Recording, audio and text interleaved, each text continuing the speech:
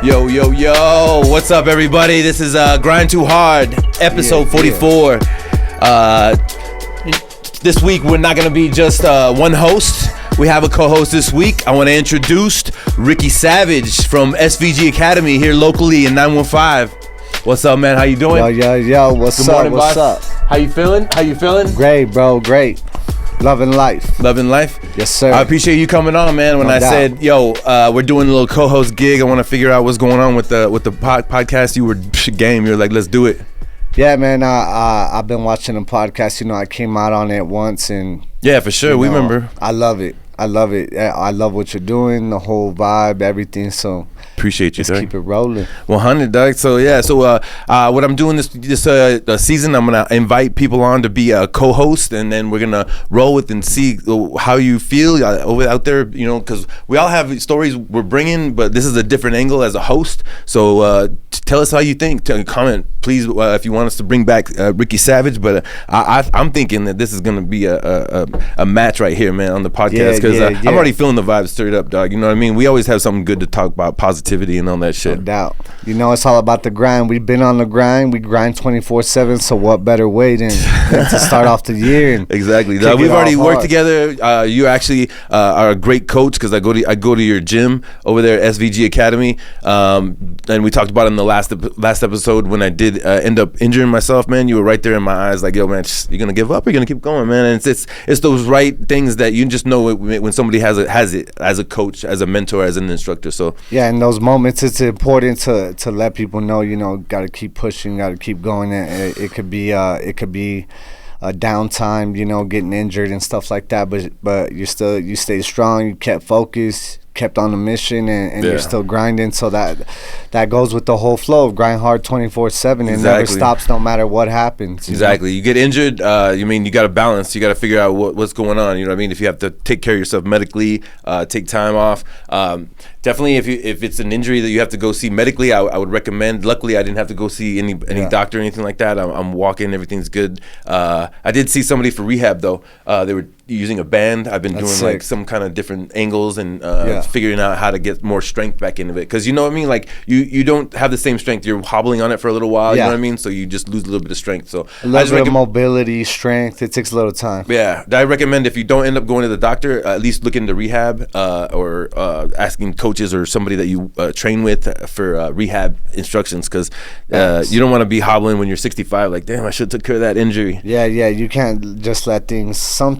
You could let things heal on their own, but it's not gonna come back like 100%. So you wanna take some time and treat your body right for sure.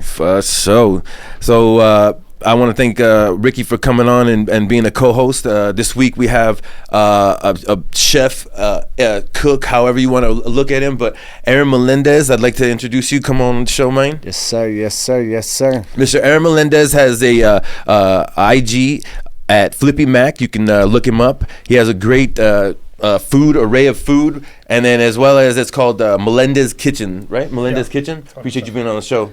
Appreciate you coming in. So Melendez Kitchen. You're from the El Paso 915? I'm from El Paso, yeah. And what school did you go to? I went to Canutillo here. Canutillo. All right. What school did you go to, Rick? Hanks. All right, bet. Yeah. So I'm Outwood, so I mean, we got no beef. I'm just saying we represent the whole El Paso over here. We're trying to see what's up, give some motivation over here. So as far as your education, were you into school and cooking at that point? I started cooking probably like 9, 10. Really? Yeah, my dad, uncles, they all worked in the restaurant industry.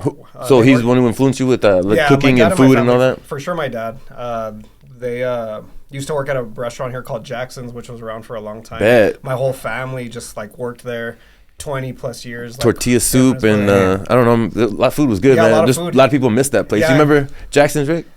It was right there on Airways. Yeah, it was right there on Airways. Sounds familiar. Yeah, that place was bomb. I don't know. It was one of those places that came and had good food and then disappeared. They were like they had their own brewery and all that stuff. That's what it was, a brewery. That's right. That stuff was even like big.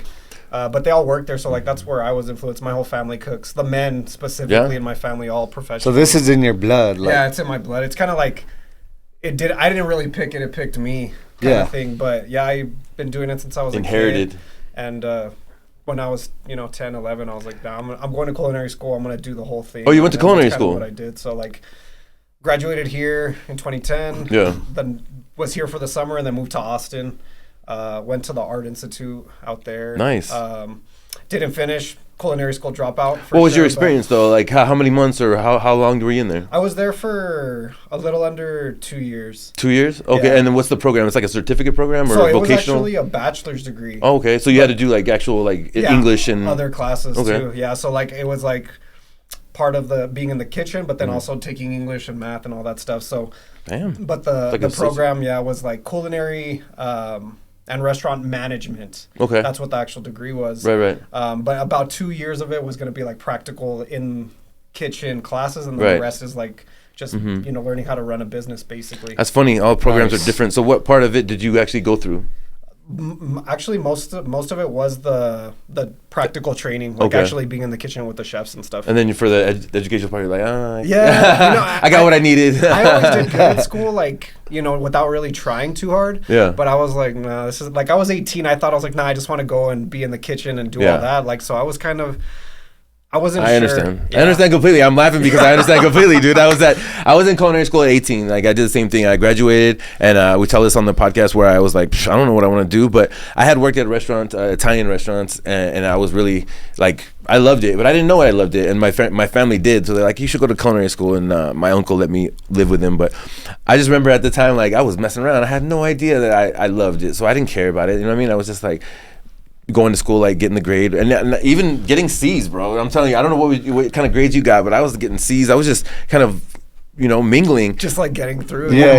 My primary education in culinary school was the volunteer work that I did. You know what I mean? Like the things that I actually like when I was like, oh shit, let me make sure my uniform's clean. Let me go represent the school, because I did have skills, but I just didn't know how to use them or show out or what the fuck I was doing in life. So I understand, man, and that's the influence I want to give. If you go to culinary school, like, try to figure out like what you want out of it. You know what I mean? There's certain things that you can get out of it. Like there's French, like classic cooking. There's the brigade of how the kitchen works. There's, sauces and, technical chemistry, all this stuff. So figure it out what you want and try to get it out. Like make sure that's your goal. Make one goal to get something out of that culinary school or whatever vocation you're going to. Because I went in and came out, I was like, fuck, what I learned. Yeah. I got the book still. Luckily, I still had the books. I still had like like memories, and I'm a little old, so you didn't have phones to take pictures. We had like these disposable cameras, so we'd take a bunch of pictures and make a portfolio. Oh, that's and crazy. so like I have that shit still from back in the day, dude. Old school, exactly. But either way, you know what I'm saying? Like yeah, it worked I have out. some kind of reference. I have some kind of reference to look back on all that stuff. So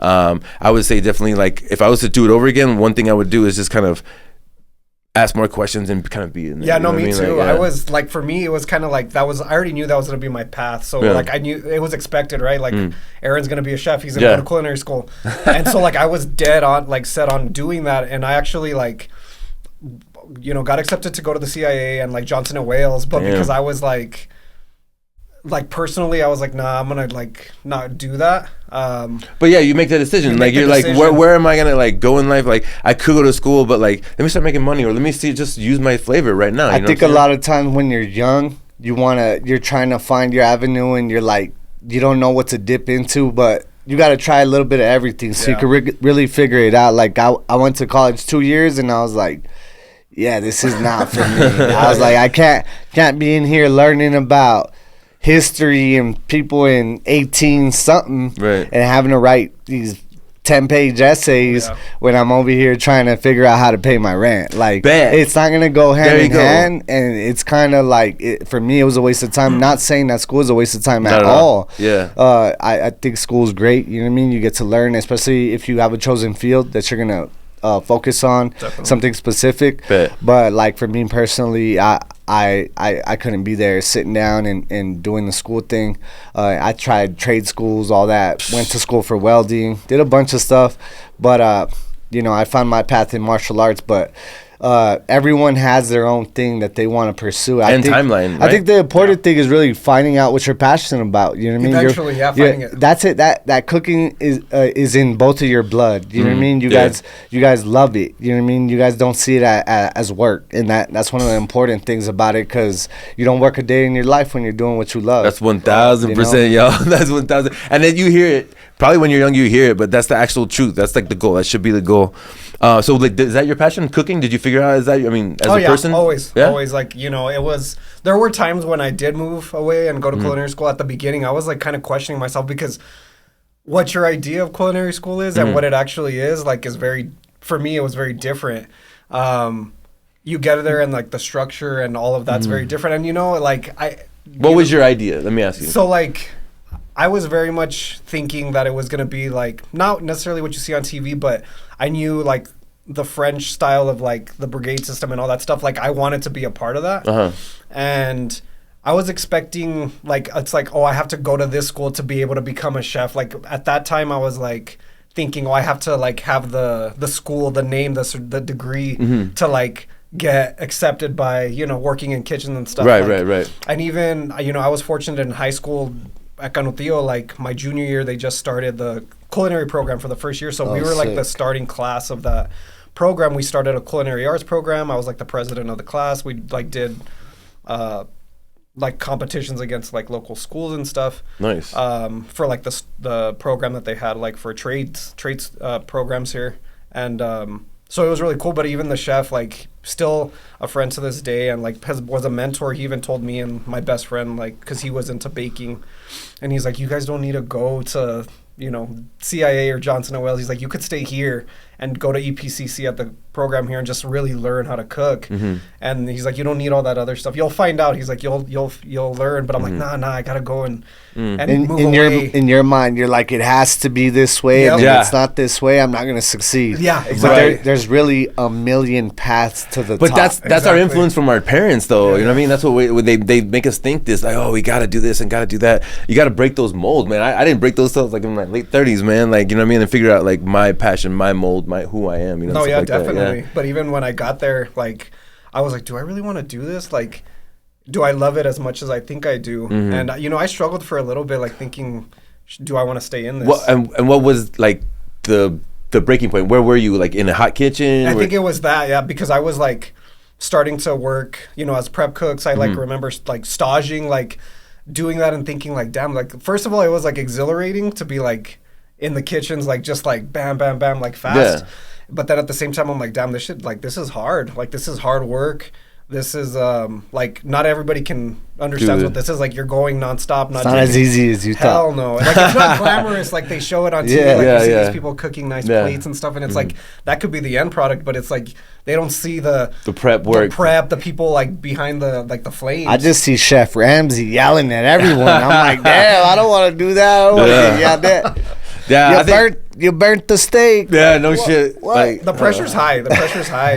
And I think at that point, being young, I was like I took a step back, and I'm like, man, I don't know if I want to do this. But like every time I tried to like pivot, kept on going back like to it. Like I kept on going back to food, working with it in some capacity like throughout the years. Nice. It's destiny. Yeah. No, like it's like I didn't control it. Like it just pulled me back every single time. Was there a moment when you were young, like being in the kitchen, being around all that, a moment that had you like thinking like, damn, this is what I want to do the rest of my life? Like a moment that you saw your dad doing something, or someone in your family, that a moment that stands out in your childhood where you were like, this is super cool. Like, I want to be doing this for sure.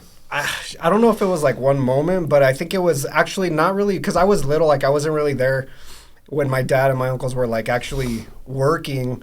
But it was more like when my dad would come home, he would be cooking for 10, 12 hours a day, and he'd still be going home and cooking more. Oh, damn. You know what I mean? Because he loved it. Yeah. And he was cooking for his family. Like, there's just something that you can't really describe. Like, when you're able to, like, feed somebody, like, sustenance food, and, like, there's just something about the amount of happiness or like pleasure you get. There's a joy you get. Oh yeah, it's as a father. It's like nothing like that you get. As a provider or as a father? Like no, as a cook. Oh, like, okay. There's not the feeling of just cooking for a person. Yeah. Like seeing somebody eat and enjoy what you're doing, because we need food to survive, right? Like at its basic level. So it's like to nourish them, and like it's just that's what I understand completely. Like whenever we have cookouts, everyone's like, or my grandma will ask, like, who's gonna cook, you know, because she's older and stuff. And I mean, she'll get down in the kitchen, but I'm talking about grilling outside. She's not a griller. I like to grill. So she'll be like, who's gonna cook? And I'll be like, I'll cook for everybody. And when I see my whole family, cousins, aunts, uncles, everybody eating, enjoying the food, I feel like, damn, I'm the man. You know? I made the food for all my family. Like, everyone ate, like, thanks to me. And it feels cool, you know, knowing that, like, you love your family and you put that work in right there to cook it at the right temperature and everything and make your sides, and all of a sudden everyone's happy. You're a reason for that happiness. So anytime you could bring happiness to someone's life, it's a great thing. So the fact that you guys are in the kitchen, putting in the work, being a chef, you know, doing your business, it's awesome, because you guys are bringing a lot of joy to a lot of people through the stomach, you know, and the way to a man's heart, the way to a lot of people's heart is through the stomach. Amen. Let me tell you that. It gives me memories too, like, because like it's hard to like really pinpoint my like upbringing, like what inspired me, what didn't. But like I can remember my mom, like they had to like share one car, and they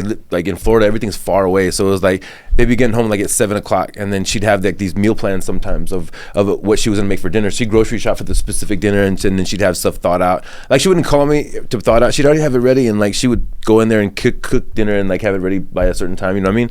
So that was cool. Like I mean, I remember sitting down and enjoying dinner and stuff like that. And these are like little nuggets, man. Like all these little things that like you don't really know, but you're like, wow, this is like, I wish I could have done that more. Yeah, because you don't think about it in the moment, especially as a kid. But like the fact that your mom or dad or whoever, right, your grandma, like the amount of prep that it took for them to go to the store, like season everything, cook it, and then it's ready every day at 6 p.m. or whatever it is. They're basically doing what people do in a restaurant, right? Yeah, it's straight like, up. But without even thinking about it. It's like memory. It's just like second nature. It's out of love. And out of love. And then shout out moms and pops out there doing that. Shout out my mom. Nice. And so like I feel like these are like priceless moments. You know what I mean? Priceless moments. You're cooking for your family, or your mom's cooking for you, and you remember that when you're older. You know, you're like, damn, I remember my mom used to get down making those enchiladas with the lettuce and the tomato on top, and then the side of beans and rice, and like you never forget these moments, you know. And then the food sets a tone also in the household. You know what I mean? I know me personally, my mom said since I was a little kid, like when I'm hungry, I'm grumpy. Yeah. So, and that's how most people are, right? You're hungry, you're grumpy, like I'm busy all day, I haven't ate, I'm kind of grumpy, I'm not in the mood to socialize and talk too much. I'm like, I need to get my food in, but I've been so busy all day, I'm like in a grumpy mood, you know? So it could kill the vibe, you know? So when someone's putting in that work and satisfying your needs as far as the food, it sets a tone. It makes you happy, you know, and bringing that joy vibe, super critical to the vibe in the home. Oh, yeah, it's like that appreciation. Like, it's just something, you know, as humans, we like chase all these other feelings of like satisfaction, whatever it might be, drinking, drugs, like all these things, you know, which, you know, for a long time, like I was trying to find out what that was for me to get that quick thing, but like, nothing has ever been as satisfying as like being able to like just take care of somebody by feeding them, by making a meal, even if it's the simplest thing. It's just like, that's kind of where I fell in love with it, just growing up. That's very interesting. That's a good question, honestly, Rick. I want to transition a little bit and ask why, like between the two, like cooking and the discipline that you have in life, like what came first? Or I think cooking was in my life like early on, but I think the discipline kind of came naturally or probably earlier. Because I see what I want to mention is the way you work out. Like you've been dedicated to working out and training and trying to be fit, right? Yeah. And how long have you been on that journey? Shoot, probably since my early 20s, probably going about like 10 years now.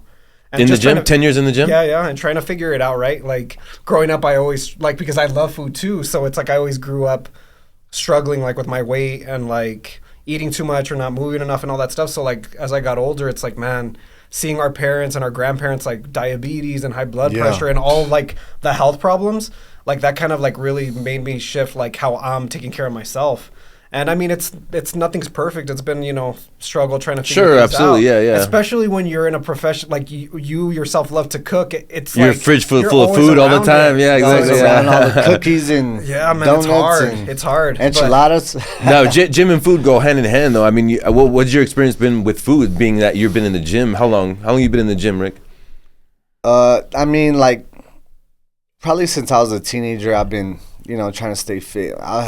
You know what I mean? I've had abs since I was like 13. You know what I mean? So like my whole life, basically. Damn. So what's your food journey then? You probably I wasn't always disciplined and focused. It was just I was just. But still, my experience with six pack is like a negative calorie, right? So yeah. So now that I'm older, I'm 34.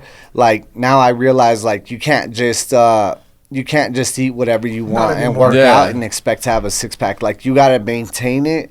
You gotta maintain your body, and that really comes from diet. You know what I mean? Abs come from diet completely. I mean, I mean, there is guys out there that are an exception to this. Rule, right? Like, that's bullshit. Yeah, but if you were to tell somebody how to get abs, if you wanted to work out, you gotta eat right. You know what I mean? You can't be eating McDonald's and fucking fried foods, the saturated fats. All this BS food because it's a lot of fat. So even if you work out, then you go eat some bullshit, it just really negated the work that you just put in. Exactly. But when you're like strict, like when I'm doing meal preps and I'm training and I'm in fight camp, I'm like really on it.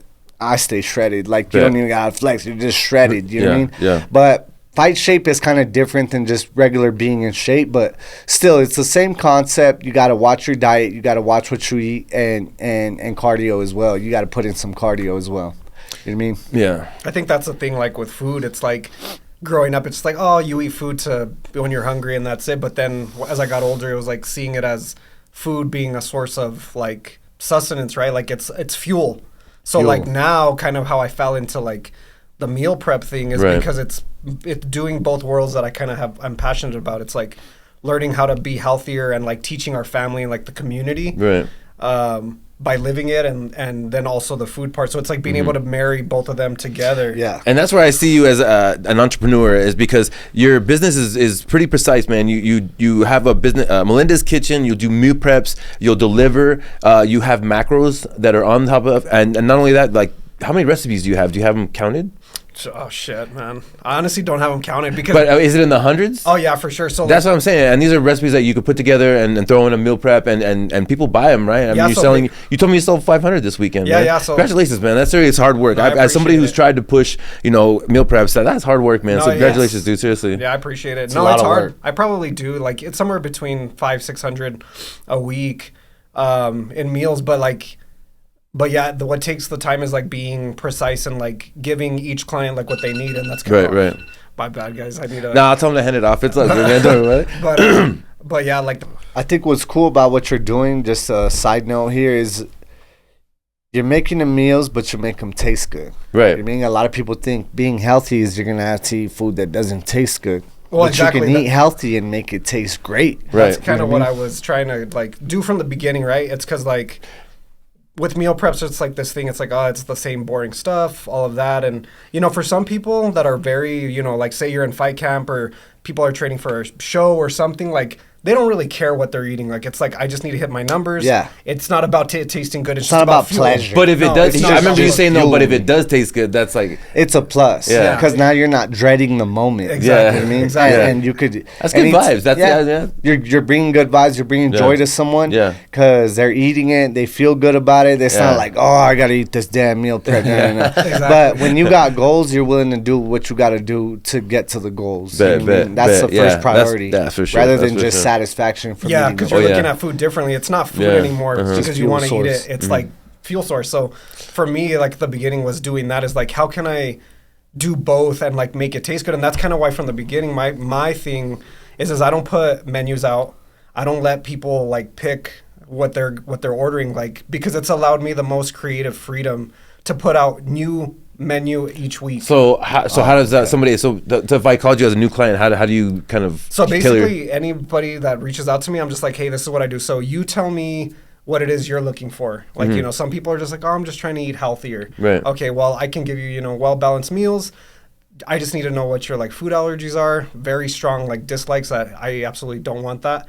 And then I take basically what they don't want, and then I build the meals around that. So people don't know what they're getting. Like it's kind of like, how do I describe it? It's kind of like when you subscribe to like a box, like a box every month where you get a subscription and you know that you're going to get certain things you like, but you don't know what it is. That's kind of what it is. But they trust in your skills. Trust me. Exactly. So like with the whole thing is like I've been able to build trust with clients because they're essentially like, they don't know what they're getting every week.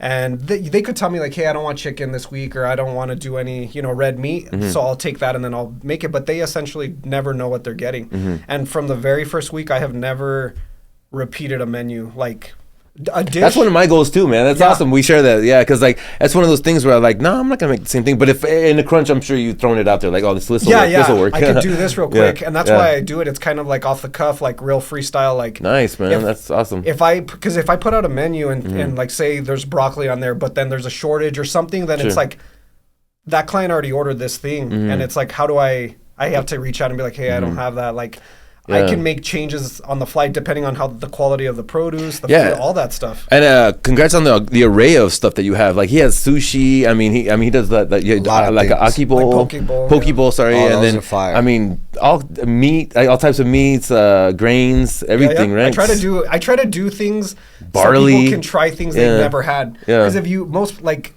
being from El Paso and living here, like some people aren't exposed to like the variety of foods that are out there. Yeah. So normally if you see it on a menu and you've never heard of it, you're going to be like, I'm not ordering that. But if it's right in front of you and you heat it up, like, let me try it. Exactly. And I've had people too, like, it's like, they'll say, oh, well, I don't like Brussels sprouts. And then they'll come back and be like, they're like, I like the way that you made them. It's like, it's not so much that you don't like the thing, but you haven't liked the way it was prepared. So it's just do different things like that. It's almost kind of sexual when somebody says like that, man. It's like, I like the way you make it. You're like, oh, all right. Let me make sure I write down that recipe. Yeah, exactly the way you do it. It's super gratifying. It's gratifying when people tell you like, they're enjoying what you're doing but it also aligns with their goals.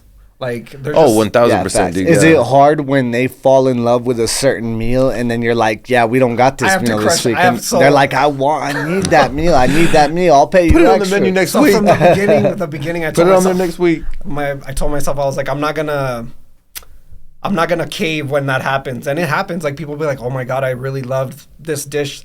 Is there any way to like get it this coming? And I'm like, and I straight up, I'm like, no, like I don't do that. Hey, but you know what I mean? You got to run a business a certain way. You know what I mean? It's hard to fit all this stuff in and daily. He's doing 500 meals a week, y'all. You know what I mean? It's the way it works. And it works because people, I've had clients that have been with me. Like I've been doing this full time for going on 2 years, actually. Like in June, July, it'll be 2 years. What before that, what was your job? What were you doing? I was a kitchen manager at a local juice shop.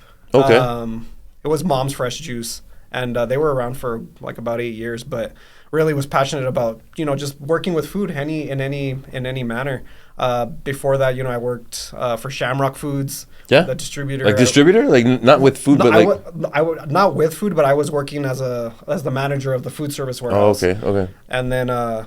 even when I worked for Sam's. I know you worked for Costco for a little while, but I worked for Sam's and I was the bakery, cafe, deli like manager in the fresh area. So like always with food. And then I learned how to like manage like business doing those things, like profit and loss and all of that stuff. Nice. But somehow food always, like I tried to step out and I started working for Orange Theory for a little while, which is like a fitness studio. There's one on the west side. They're big around the country, but there's only one here, but it's a fitness studio. They do like 60-minute workouts, high intensity interval training, all that kind of stuff. Dope. And so I started working there, and because I was already getting passionate about like health, and not that I didn't enjoy it, but every time I stepped away, I wanted to get back into food somehow. Foods. And for my last, job working for somebody else, like my good friend Misa, who owns Operation Outbreak, which is like an escape room, a local one. He's been bothering me for years, like since we were in high school, like, bro, let's open up a restaurant, bro, cook for me, blah, blah, like always. And I kind of just brushed him off. Yeah. And because I was like, I'm not going to do something like half-ass, especially food. Like if me, the person that in my circles that people know that I cook, I'm not going to give you something that I'm not proud of. You got to be all in. All in. And so there was like a little window of opportunity where he was like, hey, bro, can you just start meal prepping for me? Because he started, he was been working with a trainer and all that stuff. And I was like, I'll give it a shot. Like, I'll just make some meals for you. And that's literally how this started. Like, I just made meals for him. And then it turned into him and his sister, and then him and his mom. And then I just slowly started, like, I would post stories, like, just of the meals. I wouldn't say hit me up or anything like that. It was just like you did something, like you painted a picture of you, like, whatever. Exactly. This is what I did. That's all I did. And just then grew organically. Like, and then they're like, hey, are you doing this? Like, can I buy them? And then it's just one more person. And then. So tell me the point where you were actually probably doing like a 9 to 5, and then you were like, dude, I don't need to do that shit no more. Probably, I mean, pretty soon after I had started, like, I kind of like took a like leap of faith. Like, I kind of was like, okay, like, I'm just gonna go all in on this, and even if it's only making me a certain amount of money right now, like, I think I can get by. I think that's the entrepreneurship right there. That spirit, man. You're just like gonna bet on yourself and double down. Like, facts. But it took me so long to get there. Like, one thing with me personally, I'm like, when I started business, it wasn't. Of course, we want to make money and like survive and live and thrive, of course. But at the same time, I think when you do it with the passion, you really love what you're doing, and you kind of not put money on the back end, but you focus on the craft itself. Right. The money will just attract to you. Exactly. You know what I mean? It'll come to you because people will see the way you put the work in. 1,000%. You know, like you said, you were posting the stories. You weren't putting hit me up. I got meals for sale. Nah. You were just putting the meals out there, and just like, boom, they see them and they're like, damn, that looks good, you know. And now you got people hitting you up, willing to pay you, and they're throwing money your way because they want a piece of what you're good at, of your craft, of your art, you know. So you're the creator there. And same thing in my business, you know, with the martial arts. It was really focused on getting guys better. Really focused on making people better in Muay Thai and MMA and Jiu-Jitsu. And with doing that, suddenly people just throwing money my way. Boom, how can I get a private? Can I get an hour with you? Can I get this? When are you going to open up your own gym? No. People started putting these ideas and these things together in my head, and I'm like, damn, I could really... I could do this. Yeah. I could build my own gym and do this on my own. So many people follow me and want to train with me and want to learn from me. I'm like... and I used to think, oh, I got to get to the UFC before any of this. Happens, I have to. So I was so obsessed with that idea, you know, so obsessed with no one's ever going to want to train with me if I'm not in the UFC and all this stuff. And I was like, not really. There's levels in this. You gotta have goals, though. You gotta have goals, though. You gotta have goals because you shoot for the stars. Sky's the limit. Yeah, exactly. You still might end up on the moon. You know? 1,000. There you go. But you keep shooting higher and higher, you know, and eventually you're gonna land somewhere where you might have never thought you could get there, and suddenly you're there and you're still reaching higher. The same concept applies at a new level. Exactly. You know, so everyone's path to the top is different, you know what I mean? Like, and that's what I'm talking about, is just really focusing on the art, the passion, and the craft. And before you know it, you can create your dream reality, your dream world, and manifest it with your ideas, your visions, and the passion that you have inside. Exactly. Absolutely. I feel like, it's like 100%. Like, what if you put your focus on the love, your passion, what you're doing? If you're just focusing on that, the quality, whatever it is you're doing, like, everything else falls into place after that. Because if you start to, I just saw something and he was like, if you have diluted focus, then you're going to have diluted results. Yeah. Mm-hmm. And it's like, if you're focusing on all these other things that, they might be tied to the big picture, but without the quality, without the food, without like the meal, like without the main thing, without your clients, without taking care of each, there's nothing else. Yeah. Like, there is no business, there is no dream. You know, where you're at right now, if you're not taking care of like the main thing. Yeah. And so, like you said, like, that's perfect. Everything will come. Everything comes. And if I could put everything together as far as like entrepreneurship, like, honestly, like, you have a passion, and if you want to, you have to really if you have a passion of something, you love something, understand that you create value by doing that. The value of your experience, the value of the time you put in, and the value of everything that you want to put in the future. So that creates value for yourself, but how are you going to create value for somebody else? Exactly. How is that going to be good for somebody else? Then they want you in their realm. So as an entrepreneur, that's the task you have to figure out. You figure out your passion, your value, and then how are you going to bring value to somebody else? Bro, that's gold right there. That's gold right there for the people watching. I know a lot of times when I was younger, like I said, I'm 34, but when I was in my 20s, you're constantly searching, trying to find your why and what to do and your purpose. And if I could say anything to the younger generation, is just relax. You know what I mean? Right. It's gonna happen. Just drive keep slow, searching, homie. keep searching for it, but don't obsess over the fact that you haven't found it yet. There's Right. still time. No one's path is the same. Some people don't figure it out till they're 40. You know, some people become millionaires at 50. Not to say that money is the meaning of success. You know what I mean? That you could have millionaires out there that are not successful at all. Yeah. Regardless of the money, they're broken people inside. I like this, man. I'm gonna fan this flame because I posted something today about like presence, man. You got like all this like, oh, what am I gonna do? How am I gonna pay the bills? How am I gonna, I gotta do this. I gotta be here. It's like presence, man. That is something that you have to strive for and realize that God gave you this moment right here, right now to do whatever you want to do right now. You know what I mean? And make a move. You know what I'm saying? Make that move that pawn, move that rook. Make that space for that fucking queen to make some moves. Do some big things. Move with purpose. Move with intention. Move with intention and be a beast. Don't second guess yourself. Don't hesitate, and you gotta take a risk. You got to take a risk. In order to succeed, you got to be willing to fail. You got to be willing to fail. And failing, take those L's, though. Failing and losing hurts. It hurts. But it gives you the opportunity to stand back up, pull yourself back out the gutter, and make adjustments. You know what I mean? Pain is part of the game, Pain man. is part of the game. It might be the most important part of the game, It is. I think so, because like when you fall, when you're struggling, when you're just like scratching, you don't realize it, but like your calluses, right? Like your hands get calluses, and then they start to get stronger, and then you don't feel it anymore. That's kind of what you're doing with your mind. It's the truth. Life's hard, man. Life's hard. The mind is one of big things. Exactly. The mind is a super important thing, and you got to learn how to control it, not let it control you. You got to learn how to manage things. Like I was a big fan of Michael Jordan growing up. Huge fan. I'm sure a lot of people, growing up in the 90s, it's like MJ, the GOAT, And I love Michael Jordan, watching him, how hard he played, how hard he trained. And as I got older, I realized his backstory and not making the team and failing. And he would talk about it a lot in his interviews, talk a lot about his struggle coming up and the doubters and the hate and not succeeding, failing.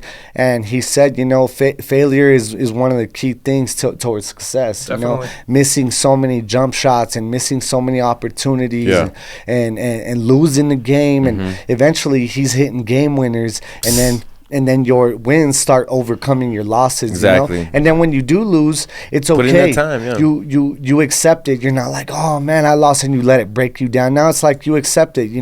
I learned to thrive in the storm. I learned to smile in the rain, because every time hard things happen, and I start feeling that pain, and I start feeling like I'm not succeeding, or like you're a loser, all of a sudden, like you got to dig your way out of that. You got to dig your way out of that, remind yourself who you are. And at the end of that storm, the sun's always going to shine, baby. So you keep on pushing. You posted that one about work over talent. Did you say that one? Yeah. Because I'm saying I believe that 1,000%, because people are talented and they will like excel quick, or they'll be in the right spot at the right time and excel quick. But us as people, we got to work hard. We got to just continue to work hard and wait for our opportunity. Be ready for that opportunity. You know what I'm saying? And a blessing, God-given blessing, is when you work hard and you're talented. No, yeah. You know what I mean? And not everyone has that, and that's okay. If you're not talented, that's okay. Hard work is above all. You know what I mean? Right. A lot of times they see guys in the UFC and they're like, oh damn, he's so talented. He worked hard as hell for that time. You ain't see all the miles he ran. You didn't see all the bag work he put in. You didn't see all the sparring sessions when he got dropped. You know what I mean? Like even me. Those nights he never slept because he wanted to run. He wanted to wake up and run. Like me, even where I'm at, at the level that I'm at, still coming up in the game, and still trying to make a run in the MMA game. It's like people will see me and they'll be like, damn, I want to get good like that, and like, damn, you're talented. And it's like, I really put the work in. You know what I mean? You didn't see all the nights where I felt like giving up, and I went out at midnight and I'm putting in the miles, or it's a snowy day, I'm going to the mountains and I'm putting in the work, you know what I mean? While it's snowing, like, you got to push yourself mentally, and a lot of those things it's really just in here, you got to have the heart for it, you gotta have the mind for it. It's super key. Definitely. Yep. Let me ask you, Aaron, as far as like motivation, then, like, because you do go to the gym pretty often, Yeah. and then you have your business that you run, and then you have your lady that you take care. I mean, you guys have a great relationship. Yeah. I just want to say from what I see from IG. Appreciate it. No, thank Yeah. you. So how do you balance, and also what keeps you motivated? Shoot, it's kind of crazy, like how everything happened for me in life. Like the last 2 years, like where the meal prep started picking up, and this was before I had met my girlfriend, but I was picking up momentum and like just grinding, right? Like every day, like sometimes like work, like doing overnighters, all this stuff, I've always had that work ethic, but finding her like kind of like actually taught me to like find balance, and because I needed it, because you can only go 1,000 miles an hour for so long before you have to stop. So it's like she kind of like made me step, and not that she made me, but like it made me like be like, I want to spend time, I want to like make memories, all that stuff. So it's like, okay, how can we be more efficient and work just as hard to do the same thing, business wise, and then I still have time for her, and then I still have time, for my personal mental, physical well-being. And so they kind of all like, they don't happen without one another. Like I work hard for, myself, my family, for our future is like a driving thing. Right. But then also the balance that I have, like just spending time with her, family, and for myself, like it keeps me being able to work hard. So without one or the other, I would be imbalanced. So are you actually answering the same? So is it like motivation to stay balanced almost? Yeah. Like your motivation is to stay balanced? It is, because I used to not, my whole life, I felt like I was very unbalanced, like very highs, very lows. Like I needed some kind of like instability to kind of like keep me going, like stability.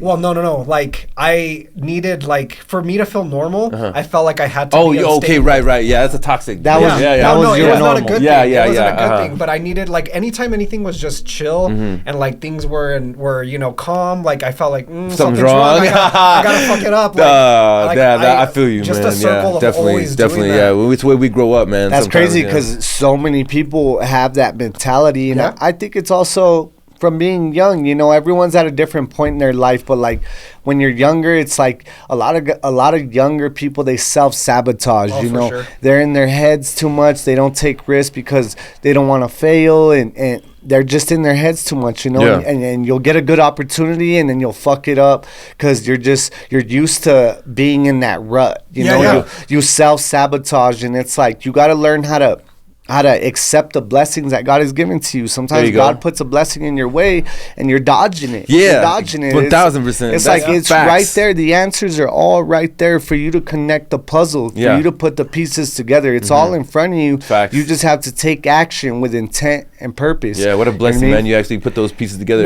Found your balance. The balance. Finding the balance was everything, because like I felt like I was enjoying the process of getting to like the top, right, or like being successful in some way and feeling like I did it. But once I was here, I'd be like, well, this isn't like enough. So then like I would do something to sabotage it. Yeah, to sabotage Oh, wow. it. I really would, because it's like for me, and now I see it as a good thing. It's like I was doing it for the purpose of like going through the progress, right? But once I had the thing, I was like, I wasn't okay with just chilling and being like that. But now it's like, okay, like I don't have to sabotage or take 5 steps back to continue to move forward. Wow, man, that's great, it took me a long time. That's awesome, to get man. here. So you actually found like balance. Balance. That's your key in life. That's what's keeping you going. That's your motivation. I think that's amazing, because like sometimes us as men will be going through life and trying to find our way, trying to figure things out. Yeah, but staying in fifth gear. It's a blessing when God brings a good woman into your life, because 100%. a good woman can change your whole world upside down.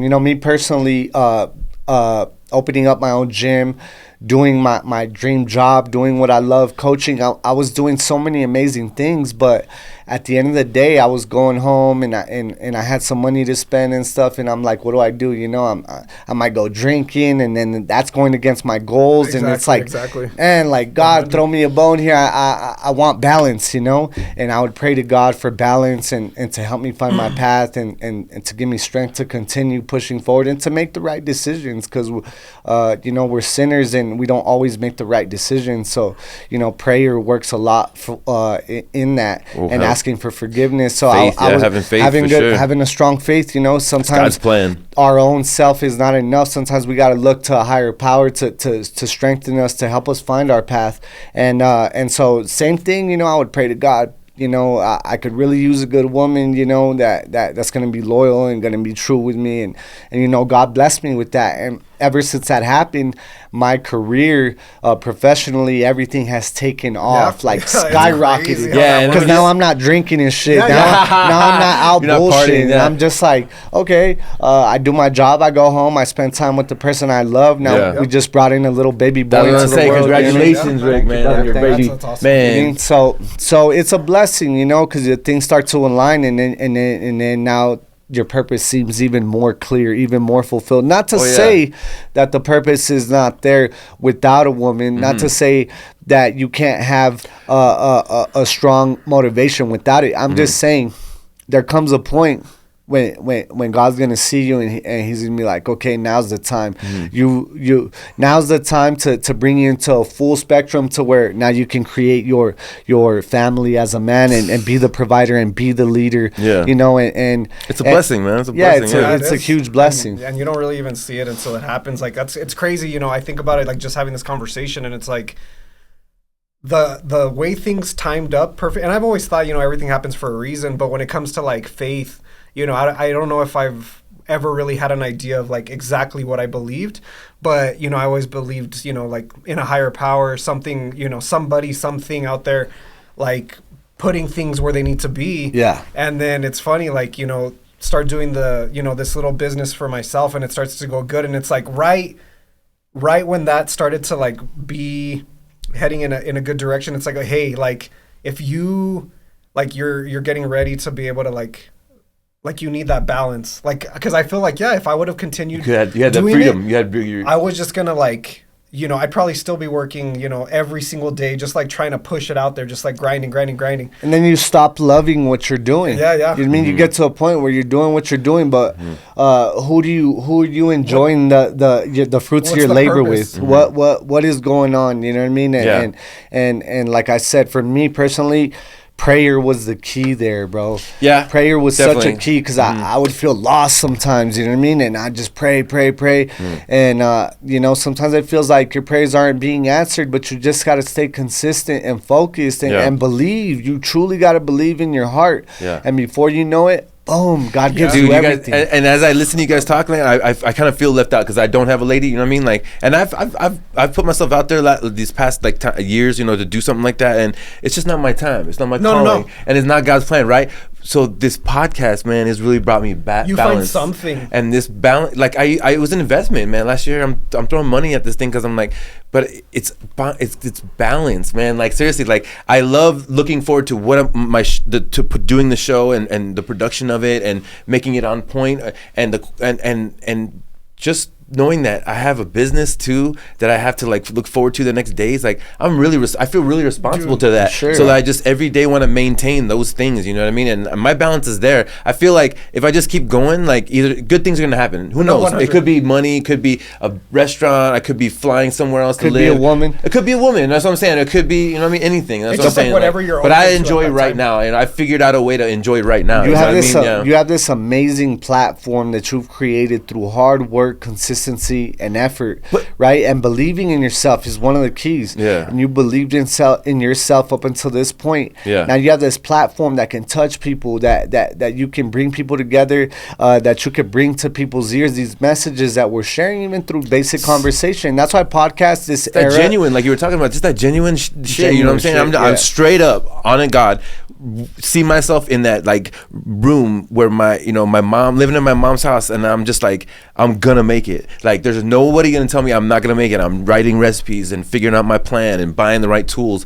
And I just want to reach out to that person that's doing that and saying, you're going to make it, dog. You just got to keep going. Stay positive. Stay motivated, man. Keep going. And that's the basis of this show. That's the reason I want to keep doing this every single Tuesday. Seriously. Like, look at yourself when you were a young buck, you know, struggling, going through the storm, and you were hurting.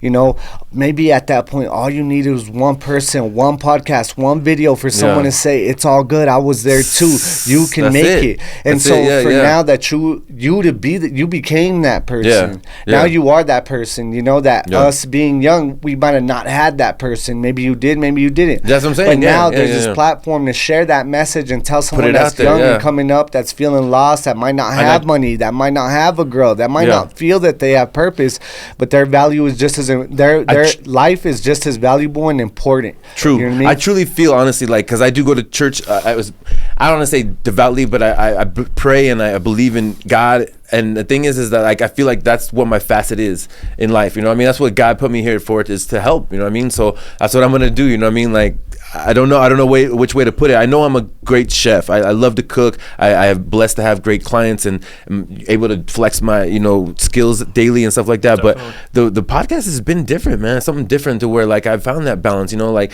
and then I do the work though. Like the thing, I meditate. I try to work out. I'm going to go back in the gym to get really on point. Cause I'm telling you, like, when I went, like, last October, November, like say in October, November, I felt like, dude, I was like on point. I felt like nothing could stop me. I could go through a brick wall. And yeah, I remember I told you were in the gym, and I was like, look, in my gym, I see people come in all sorts of ways, right? Broken. A lot of times people want to start martial arts. They're hurting inside. Sure. A lot of martial artists are broken people. Generally, they've just been through a lot, and they want to learn how to defend themselves and pick up something that's going to give them gain some confidence, some sort of discipline, confidence, and so when I seen you come in, I was like, oh hell yeah, that's the homie that cooks. He's gonna do well in here.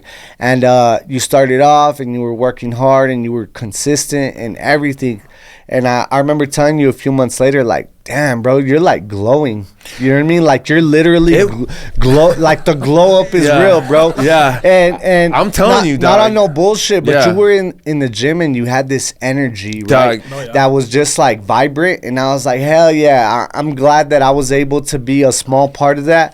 Cause like, just putting positive things in your ear constantly and helping you to find a new path that's going to relieve this stress, like when you're punching a bag and you're working on the kicks, and I'm always right there correcting the technique, not letting you do things wrong, making sure you're getting it down. And I started seeing huge changes in you that I feel like also propelled outwardly into other things in your life and people in your life. And it's like that, you know what I mean? Like, just being able to pick something new up, putting yourself in an uncomfortable position, there you go. And all of a sudden, great things are happening in your life. Yeah, so it's the truth. And like we were talking about in pre-production, like you can meditate and you can like do all these right things for your life, but once you fall off, you lose your equilibrium, you know what I mean? Yep. And it takes a lot of work to get to that point. And I know I have fell off in a lot of things, so I got a lot of work to get to that point again, you know what I mean? And I would tell people, honestly, to just keep going, like keep working, you know what I'm saying? Because like I was meditating like at least 45 minutes a day. I was working out twice a day, gym and stuff like that, drinking, eating right. Like there was so many things that I was doing right, like breathing. And one thing that changed a long time ago was being kind. And that helped my blood pressure. Like I know that for sure. Because my dad grew me up to be like more of a hard-nosed type of person. I kind of changed that a little bit, you know what I mean? And took a step back from people and situations. And the meditation helps, of course. But like I just gotta say, like, everything happens for a reason in life. Meeting you, Mr. Aaron, and meeting Mr. Rick, everything happens for a reason for sure. I'll go real quick. I'll just do real quick. Just the reason I met Aaron is the reason I have a dream job. As I started the business, I wanted to be a personal chef. I told people I wanted to be in your home cooking for you. I have my own tools and equipment, and I'll cook you 5-star meals. People would be like, what the fuck you talking about? You know what I mean? Like, you're tripping. That's crazy. You know what I mean? Like, okay, whatever. And like, eventually, like, I built a little bit of a picture of kind of what I wanted to do on IG, like some pictures of, what I was offering. And then I started doing meal preps because it didn't really catch. So I was doing meal preps to kind of fill in the gaps. And like, I was like $5. And they're like, oh, shoot, that's what you do? All right, come to my house. It was kind of like, all right. So things spurred on. And I got followers like Mr. Aaron Melendez, and he started seeing what I could do. And then fate hit one day when the personal assistant for one of his clients asked if he could cook for them, and instead of him taking on the opportunity, he actually passed it on to me.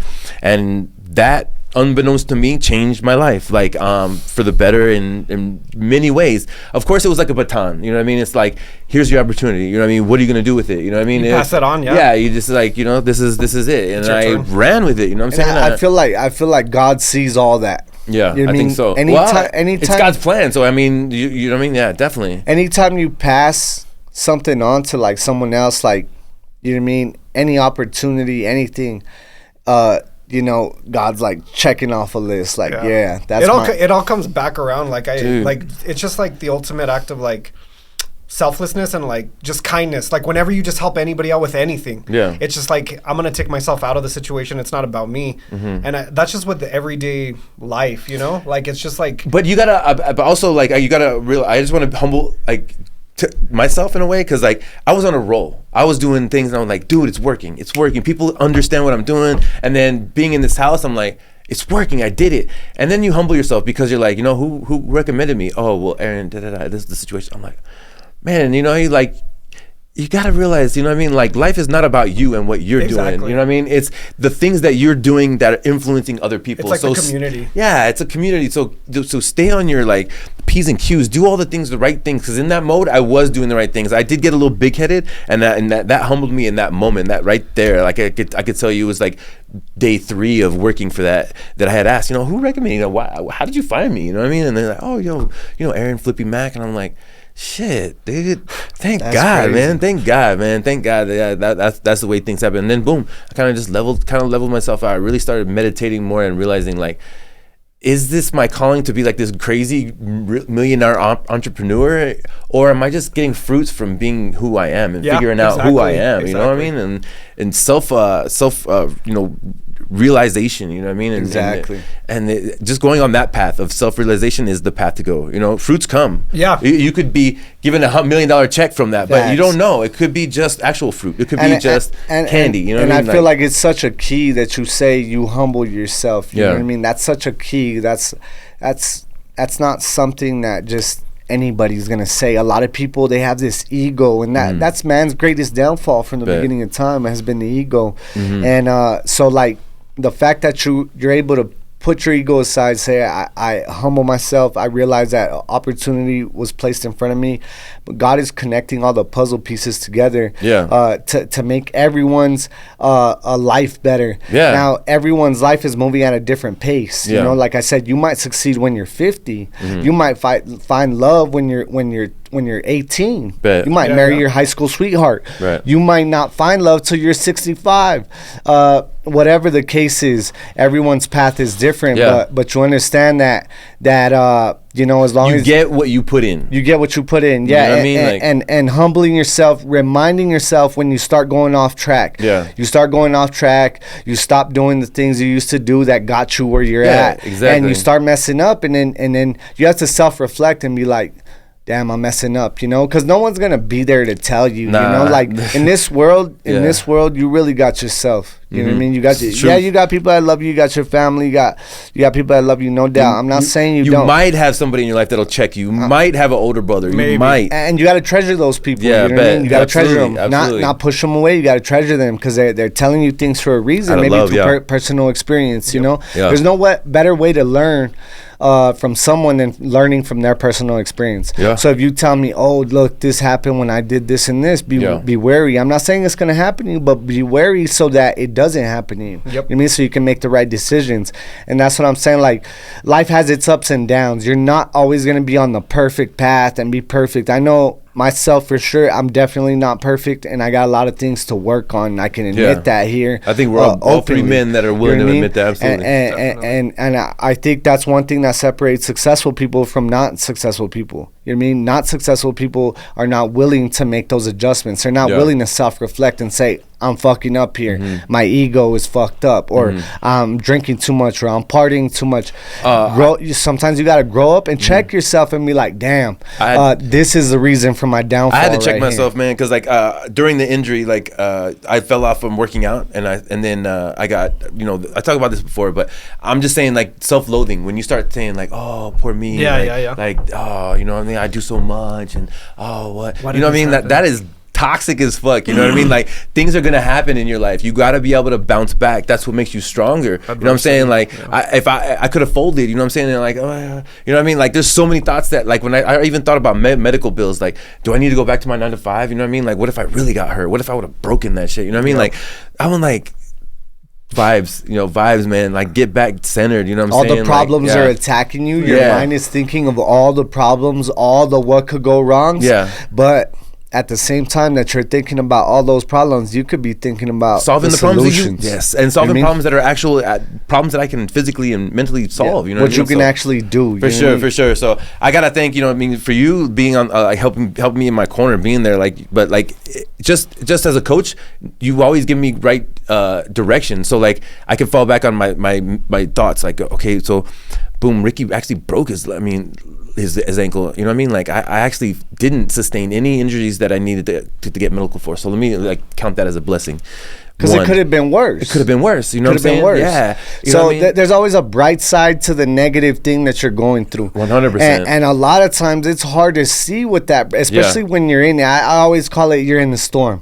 When you're in that fog and you're like, why me? Yeah, you know, I've been injured so many times and I'm like, why me? Why me? Right? And it's foggy. You know, your brain gets foggy. Clear that fog. Yes. Keep your vibe, man. Yeah, you're like questioning God, like, man, why'd this have to happen? I'm faithful. I do things right. But you can never question God. And you have to understand that everything that does happen to you, it's happening for a reason, for sure. Fuck yeah, we're giving gems out today, bro. And it's gonna make you. You know, these things, they mold us. You know, that's why metal is molded in the fire and all these things, because it's really true. It's really true. You, if you haven't been through many trials and tribulations in your life, it's gonna be hard to succeed. Because when shit hits the fan, you're not gonna know how to react. You're not gonna know what to do.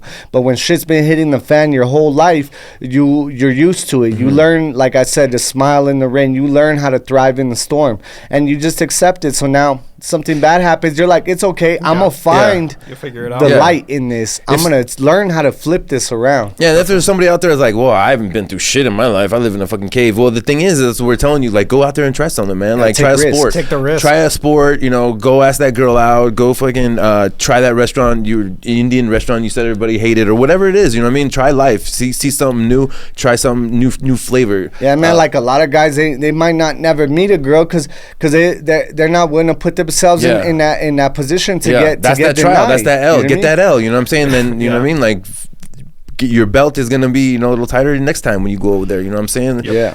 I'm gonna turn it back because like we've been jamming it up, man. We got some gems in this motherfucker. But I just want to ask like some quick questions. See what your outlook on these questions are.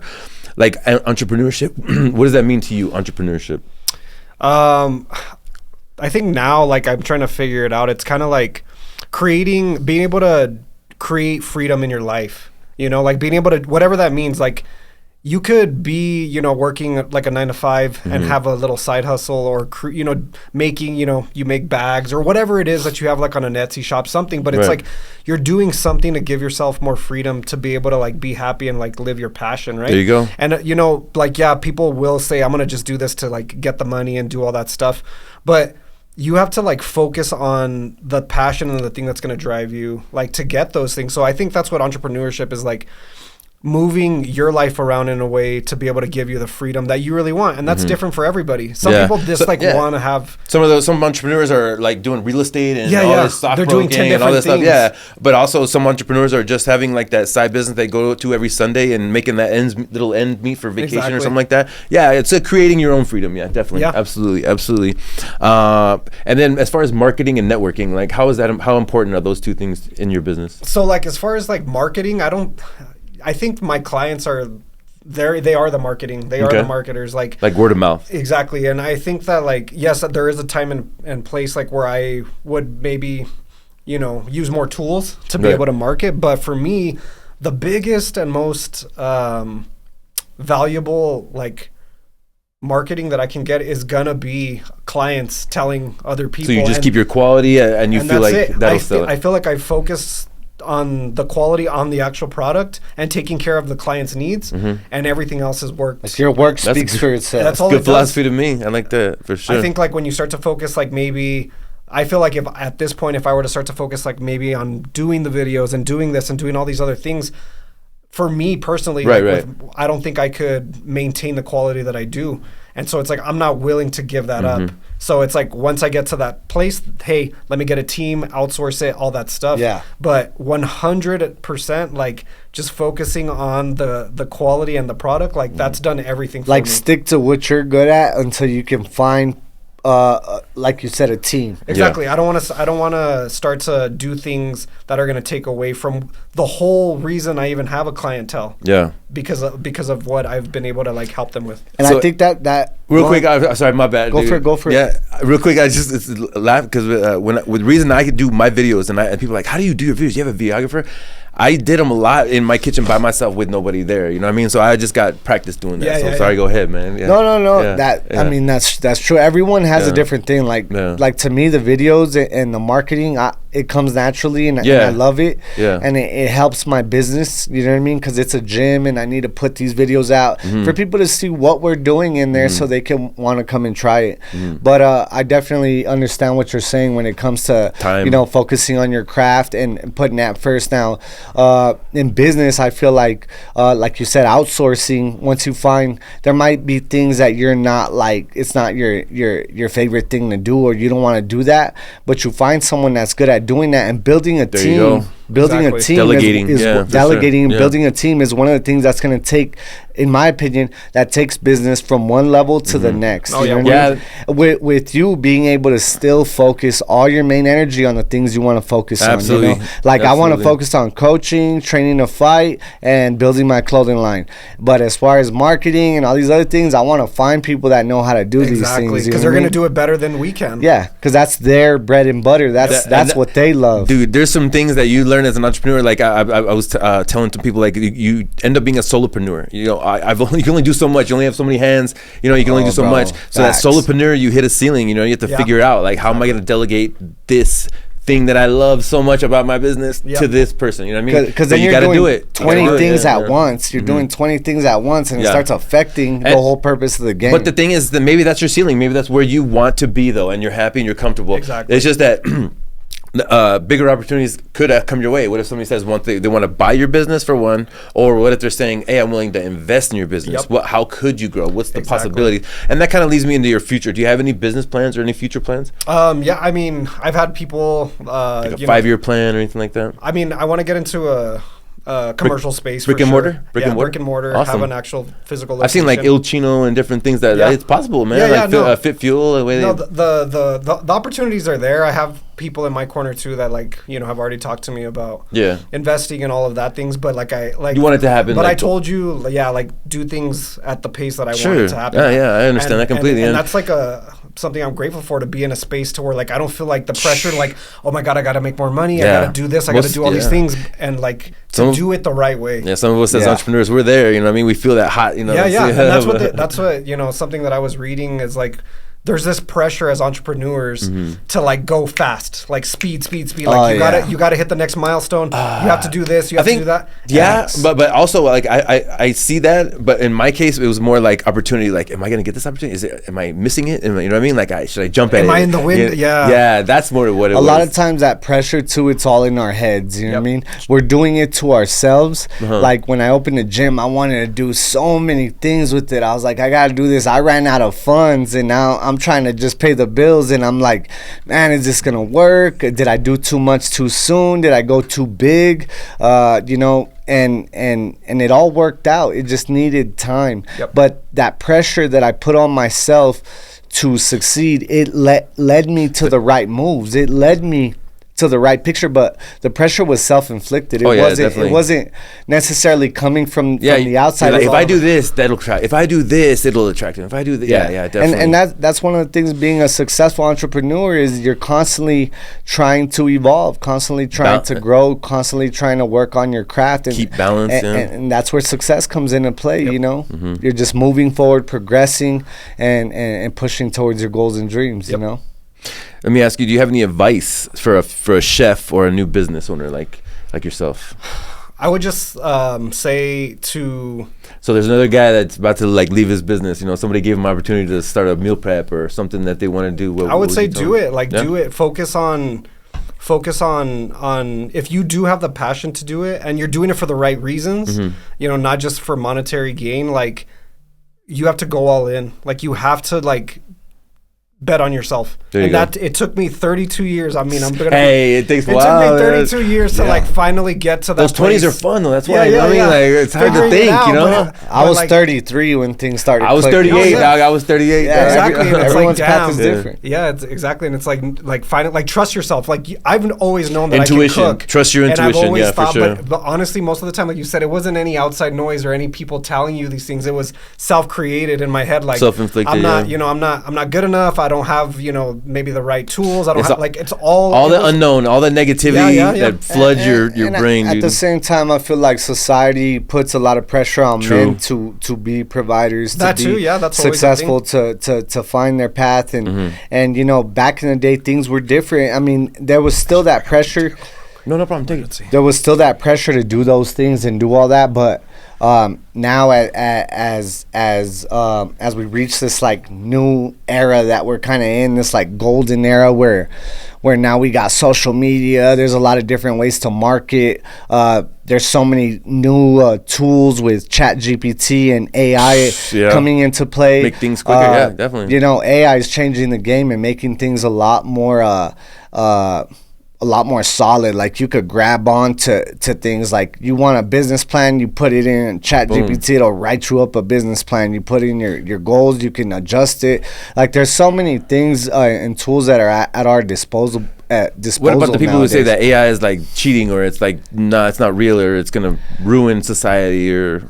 Well, I mean, there's different ways to look at it. If you look at it like cheating, I mean, you're just gonna fall behind regardless of that opinion, because that's what I was gonna say. Yeah, as an entrepreneur, like us in the business, like we're gonna fall behind. We're just gonna see everybody else. Because like the people that are using AI the quickest are the ones that are gonna succeed the fastest. So there's a gap, and there's definitely like certain people that are up on things, that are like caught up on things, and there's certain people that like are still figuring out the iPhone, you know, are still figuring out the Android. And I'm not talking down on anyone, you know what I mean? We all got grandparents or parents that are not technologically like on the new stuff, you know, and that's okay. And that's why us as their kids, as their grandkids, have to be the ones to kind of bring them up on things, you know. So we're talking about AI and how back in the day things were like different, you know what I mean? You had to work hard. It was a lot about labor. It was about working hard.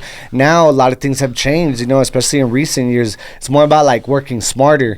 If you know how to work smarter, you can make the funds, you can accomplish your goals. And with tools like ChatGPT and all these AI tools, there's so many avenues that we can take to help us succeed and to use, you know, and create time for us. And not everyone's technologically advanced. Some people have sort of fallen behind in a way. And that's why, if say that's our parents or our grandparents, we have to be the ones right there to not necessarily teach them, but to help them and to help make some of these moves. If it's only going to take 5-10 minutes out of your day to make an adjustment for a family member that could help them in their business or could help something, then give out that advice. Don't withhold the information. Somebody put me on game. Somebody put me on game. Because I was like kind of like weary of the whole Chat GPT thing, and then they're like, nah, put it in there, like, and I was like, yeah, you know what, I have a podcast coming up, and I put in barber braids and then questions for entrepreneur podcast. Boom, 10 questions came up. That's so like crazy, man, dude. And I was amazed, bro, because they were good questions. They weren't just like bullshit questions.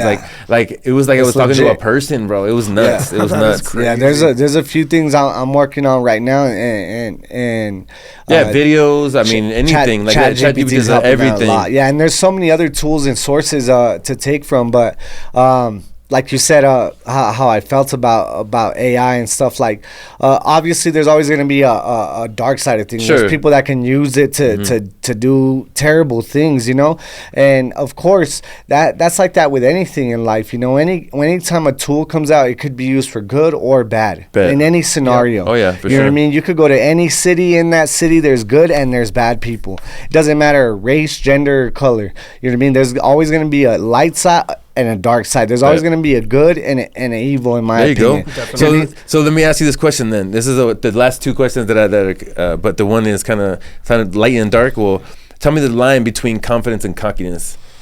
How do you see it? Ooh, you seem like tough. A calm kind of dude. Yeah, I'm pretty. But you know how to, like, you're in the gym, so you got some intensity to you. And I think that, like, cooking in general, like being in the kitchen, the hot kitchen, yeah, like, you have most to. people are like egotistical, ego, arrogance. Like, there's a certain level that you have to be able to, like, just hang, right? Yeah. So I think I've kind of always had that since I was, like, younger. I like that. Seeing my dad.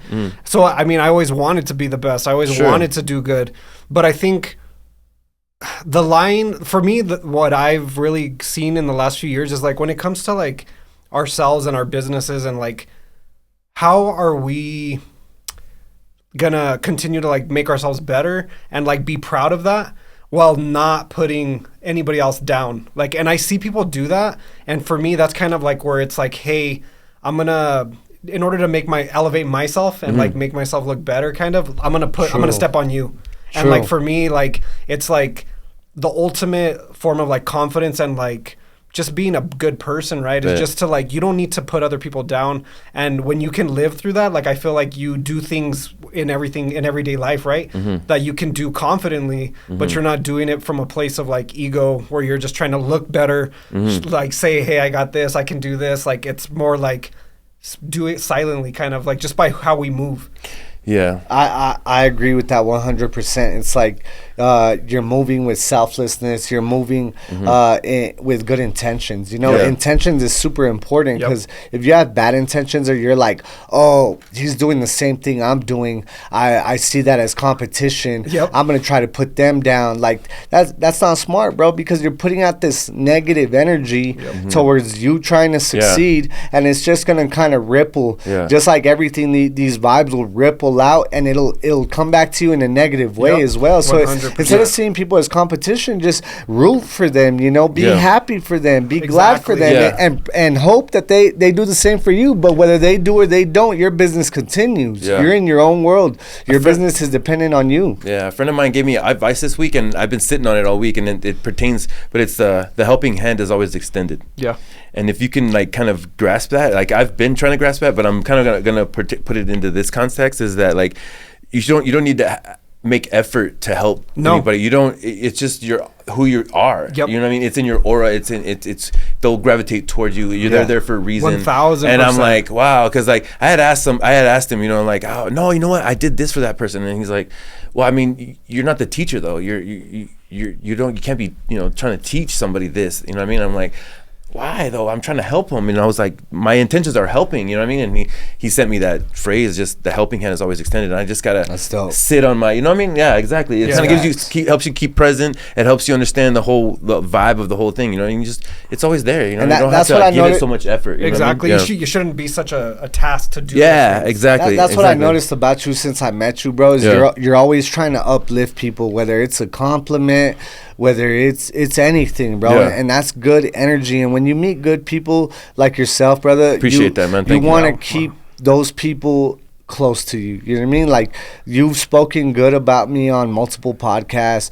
You're always referencing me and saying good things on how I've affected you. And I can't thank you enough for being legit and being a straight up dude like that, because you don't have an ounce of hate in your heart. You know what I mean? It's better to have an ounce to have love in your heart than to have hate. But I tell you, like, there was a certain point in my life, like, I had a lot of it though. I had a lot of hate, and I had a lot of angst, and I was like, why? And I would try to get reasons. I would grit my teeth hard trying to get reasons, and I need a closure, and I need this, and I just let it go, bro. I was just like, let it go.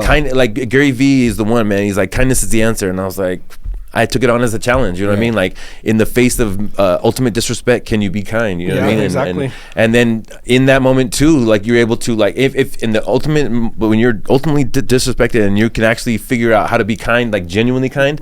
It's a superpower, dude. Yeah, because you start seeing life differently, bro, and you want to help people. That's where I have empathy for people. I want to help, and that's where you would never catch me if you know me for years. You would never catch me with a dog, bro. I have no empathy for dogs, and now I have a dog, man, and I cherish the blessing of having a dog. because it's teaching me so much, man. It's teaching me so much, and I would never be the one to have a dog, bro. But I'm learning a lot, and it's the type of dog that's not like just there. Like I have to build a relationship with him. He's not just there to be like, I'm your servant or I'm gonna love you no matter what. He's like, nah, dude, like I'm in my cage, dog. Like, it's my time. You know what I mean? And I'm like, hey, come here, bro. Come on. Yeah, exactly. I got my own voice for him and everything, bro. It's crazy. That's a whole testament to like, because like that's not an shout out Arthur, man. Just real quick. That's my dog right there. No, for real. Like for you to be able to like get to that place, like because I've sensed it too. Like I don't know, like I started following you, right? And then it's like it's you seeing you, like me seeing you do your thing. Like I was like, fuck yeah, like that's badass. Like El Paso doesn't have enough of that.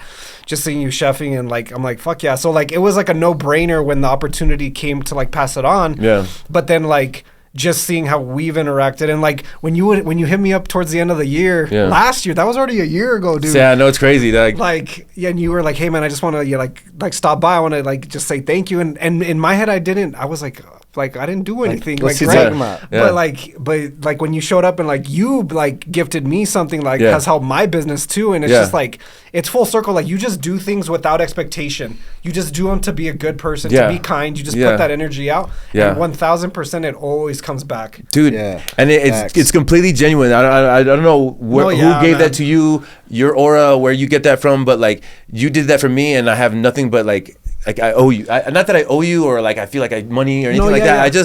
I just appreciate that. I appreciate that, dude. You know what I mean? Like, and I the opportunity that I have now is not just like, oh, I could do that 100 times. You know what I mean? It's more like I cherish the opportunity now, and I want to do good every single day. You know what I mean? It makes us grateful. Yeah, I want to be better. So I appreciate you, even man. Just us being on this podcast, you know, the three of us being on this podcast and the things we've talked about today and the way we look at life and things. I hope that someone that's out there watching can see like some of these keys here that this is why we're where we're at. It doesn't mean that I'm this super rich dude or all these things. I've just found a balance and peace and a peace in my heart, because peace is really the answer. Peace is really the key. That's something money can't buy. You know what I mean? So and when people see it, they want to figure out how you do that. Why are you like that? How are you so like like, and it's but it takes work. It's a blessing, you know. We worked for it, you know what I mean? We really put in work daily and stuff like that. The last thing I want to ask, bro, is just how do you pay it forward? Like the blessings, the opportunities and things like that.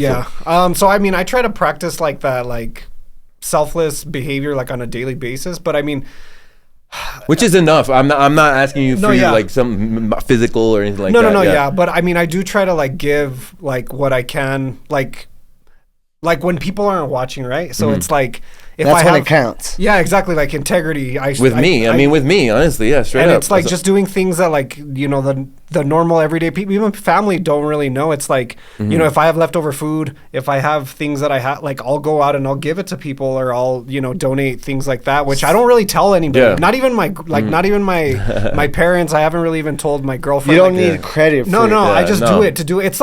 It's like, you know, we go to the grocery store and you take your cart and you put it back in the corral, or you should, right? Right. It's like doing the little things. You see something on the floor, you pick it up. Yeah, society, man. That's how society gotta work. It's just being you know that way all the time. Yeah, so like for me, paying it forward is like whenever I do have the opportunity, whether it's, you know, somebody, you know, asking for help on the street, or if I have the means, which like I do, like every week I usually do have like leftover food and things like that. Like I do go out and like I give some of it away. It's part of being a citizen. That's amazing. Community, man. That's amazing. Yeah, for sure. And that's so dope, because if you want to see a change in the world, you got to be the change. You got to make the change. There you go. It's not just gonna. You can't just hope that everyone starts making the right decisions. It starts with facts. You know what I mean? Like I can't stop the war going on on the other side of the world, but I can do something good here to make someone feel good, to send a positive message that might stop them. It might radiate though. It might stop them from killing themselves. It might stop them from hurting themselves, or from stealing, or from doing something like just one little pebble in, like you said, in the pond. You know, it's a ripple. It creates a ripple. It does create a ripple. Like you said earlier, like when we want to see other people happy and like successful, like instead of being like, no, I need it all for myself. Yeah. It's the same thing. Like whenever I see somebody out in public, like just doing a random act of kindness or just doing things like to be a good person, like that shit like makes me happy, and it makes me want to continue doing those things yeah, too. for sure, man. So there's some light in this world. I know there's a lot of dark, man, but I just want to thank you very much. I have my co-host, fucking Ricky Savage. Thank you very much. And the guest, Aaron Melendez. You'll catch him on Melendez Kitchen. Rick, you guys got the SVG Academy. You can catch it at. Catch us at SVG MMA Academy. That's the Instagram. My Instagram is at SavageDiamond89. We throw fights every 2 months as well. April 27th is sparring on Saturdays. Next event at my gym. We got open sparring every Saturday at 11 a.m. April 27th, lock it in on your calendars. Primal Instinct Championships Part 8 going down at SVG MMA Academy, 2131 Texas Avenue. You gotta be there for one of those fights. It's very lit. Intimate. Like, you get to see right up close these warriors in the cage, and it's an octagon that this man put together himself. I just gotta let you know also that if you want to go to his gym, SVG Academy, the first day is free, guys. So like, that's how I started. You know what I mean? I just was like on a whim, like, let me figure out something I need to change. I need to change my life. Let me go to this gym. Just try it out. I stepped up in there, and I swear, hitting the bag is one thing. Learning techniques a whole nother. And it's a physical meditation. You maybe do some mental meditation. This is the physical type of meditation that helps your body, helps your balance, and gives you some confidence, man. I swear, just being able to shadow box, showing my son how to throw his hands, it makes a difference, because nobody else. My dad was just a tough motherfucker. I just thought it was inherent. It's not. You know what I mean? So now when I throw a punch at I don't hit my son, but when I kind of show him, hey, what are you gonna do? And he puts his hand up, I feel proud. You know what I mean?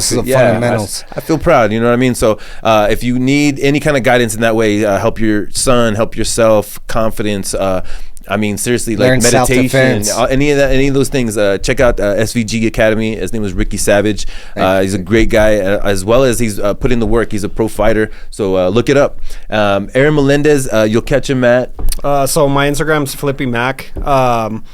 You can just message me there and reach out, or just ask Chef Clay. He'll reach out. Absolutely, He'll send you my way. But basically, whatever it is that you need help with, with meals, food wise, like, I can take care of you. Nice. I'm not just for the person that's training for a bodybuilding show or like is competing or something. Like, I'm for the nurse mom who isn't at home during the day, so she needs meals to like get through. I'm for like the professional. I have clients that get meals for their kids in high school, like, because they eat certain gluten-free different things like that. So I'm for everybody. It's really just to make other people's lives a little bit easier, and I see big things for you, man. I see big things for you, because I remember when we had started a meal prep business, and we're still figuring that out, but we were like, you know what, how's this working? You know what I mean? We were looking at what you were doing. Work. Yeah, it's a lot of work, man. And we respect that, man. We respect that what you're doing, and we see big things, because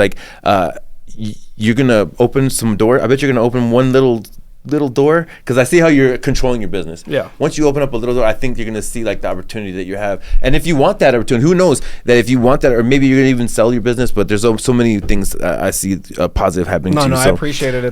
Thank you all for being here, man. Thank you guys so much for being here, man. This is a great episode, y'all. I appreciate y'all being out watching. Please continue to comment and share. Stay positive, stay motivated, and keep going, y'all. If you need anything, holler at me on the DMs or wherever you can find me. Appreciate y'all. Thank you. Yes, sir. Liquid death. Cheers. Cheers, y'all.